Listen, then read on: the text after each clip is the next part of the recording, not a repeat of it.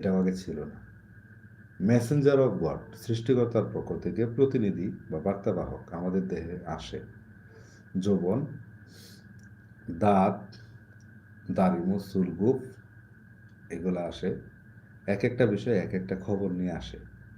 যেমন এখন আমার যে আসছে, চুল, দাড়ি-মোচ পাইকে গেছে।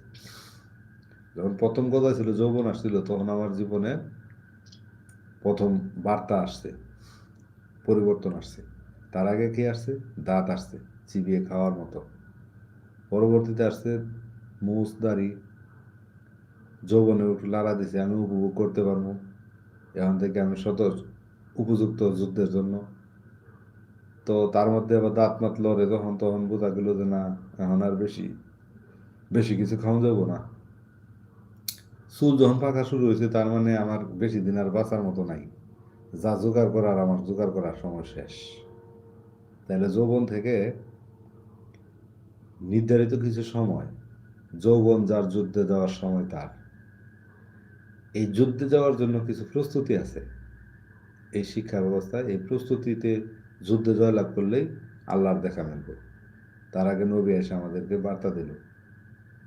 নবী কি? আশা করি